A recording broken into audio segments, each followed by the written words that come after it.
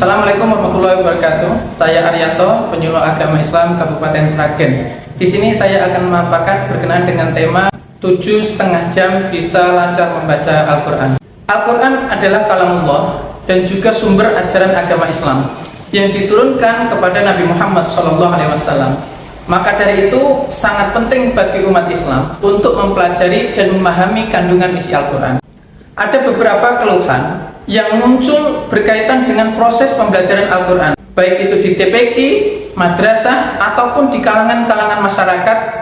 Mereka merasa membutuhkan waktu yang cukup lama agar bisa membaca Al-Quran. Realitasnya, secara umum, kebanyakan anak-anak usia SD, SMP, dan SMA belum dapat membaca Al-Quran dengan baik. Wakil Ketua MPR, Yandi Susanto, 6 Maret 2003 menyebutkan kondisi sebanyak 72% umat muslim Indonesia mengalami buta aksara Al-Quran. Untuk mengatasi permasalahan anak-anak remaja yang belum dapat membaca Al-Quran, Ustadz, Ustazah, ataupun guru pendidikan agama Islam dituntut untuk mencari solusi yang tepat agar pembelajaran Al-Quran lebih diminati oleh peserta didik, yakni dengan menggunakan metode yang tepat pada pembelajaran. Dengan demikian akan menumbuhkan minat dan perhatian peserta didik atau remaja sehingga proses belajar mengajar akan dapat berhasil secara lebih maksimal. Sudah banyak metode-metode pembelajaran Al-Quran yang diciptakan dan dikembangkan oleh ustadz-ustazah terdahulu. Tujuannya yaitu agar pembelajaran Al-Quran dinikmati dan membantu pemerintah dalam pemberantasan buta aksara Al-Quran. Di antara metode Iqra, Tartil, Umi, Yanbu'a, Qiraati, Turutan, dan lain-lain sebagainya, yang semuanya mempunyai kelebihan dan kekurangan masing-masing. Metode ikhtiar adalah salah satu metode membaca Al-Quran yang merupakan metode pengembangan dan penggabungan dari metode Al-Baghdadi atau Turutan dan Iqra. Kemudian disusun secara sistematis, disederhanakan, dan dirangkum menjadi 70 halaman. Ditambah dengan latihan-latihan, yaitu latihan menyambung dan latihan memisahkan huruf. Pembelajaran metode ini lebih ditekankan pada pemahaman, kesesuaian, dan ketukan.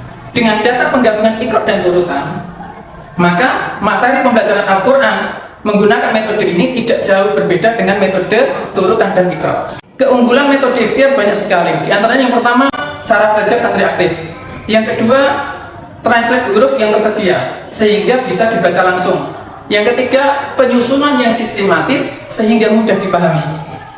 4. Mempersingkat masa belajar dengan hanya 70 halaman. Yang kelima, praktis, mudah dibaca dan dibawa kemana-mana. Yang keenam, bisa diajarkan secara privat ataupun secara klasikal. Yang ketujuh, ada latihan sehingga selain membaca, santri juga bisa menulis. Dan yang delapan, ada panduannya sehingga memudahkan untuk mempelajari dan mengajarkan. Setiap peserta didik pasti memiliki gaya belajar yang berbeda-beda. Jika seorang anak atau murid atau santri menerima pelajaran sesuai dengan gaya belajarnya, maka pembelajaran akan lebih mudah dan dimengerti. Di antara tipe pembelajaran anak, yaitu yang pertama ada audio. Anak lebih mengingat hal-hal yang dia dengar daripada yang dia lihat atau yang dia rasakan. Yang kedua, visual. Tipe belajar yang lebih mengedepankan penglihatan seperti gambar ataupun film. Yang ketiga, tipe kinestetik. Anak dengan tipe yang lebih suka dipraktekkan atau melakukan aktivitas ketika belajar. Manfaat adanya latihan-latihan tadi, diantaranya yang pertama, dengan terbiasa mengerjakan latihan soal, bisa membantu anak menjadi lebih baik dan agar menjadi lebih maksimal dalam belajar. Yang kedua, semakin mudah memahami materi pelajaran. Yang ketiga, menjadi sarana evaluasi sejauh mana kekuatan dan kelemahan siswa. Mana yang sudah dikuasai, mana yang belum dikuasai, maka kita akan memahami dia. Yang keempat, yaitu membuat siswa atau santri menjadi lebih percaya diri. Agar metode ikhtiar lebih optimal dan 7,5 jam bisa membaca Al-Quran tercapai, maka langkah-langkah yang perlu dilakukan diantaranya. Yang pertama, tahap awal, yaitu menghafal huruf hijaiyah, baik secara bacaan, bentuk, dan tulisan. kemudian melafalkan huruf hijaiyah sesuai ketukan dan makhrajul hurufnya. Itu tahap awal. Tahap kedua yaitu mengenalkan perubahan bentuk huruf hijaiyah. Di depan seperti apa, di tengah seperti apa, di belakang seperti apa, itu harus dijelaskan atau dikenalkan di situ. Kemudian mengenalkan mat atau ciri-ciri huruf panjang dan pendeknya. Kemudian menerangkan pokok pelajaran dan memberi contoh bacaan. Ketiga, menerangkan pokok pelajaran, kemudian memberikan contoh satu baris bacaan. Kemudian santri disuruh membaca sendiri tanpa dituntun. Tahap yang keempat yaitu menerangkan bacaan tanwin, tasjid, waqaf, dan qalqalah.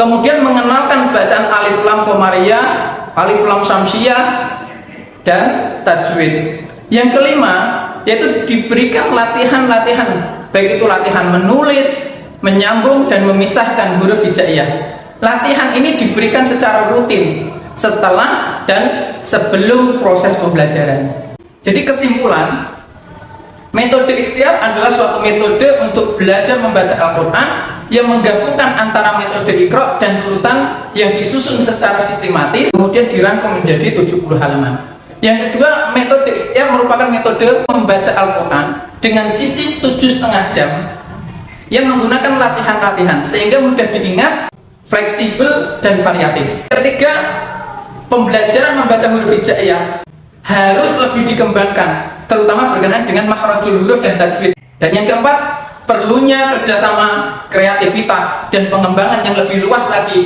demi keberhasilan pemberantasan buta huruf Al-Quran pada anak-anak dan remaja pada umumnya. Demikian, Assalamualaikum warahmatullahi wabarakatuh.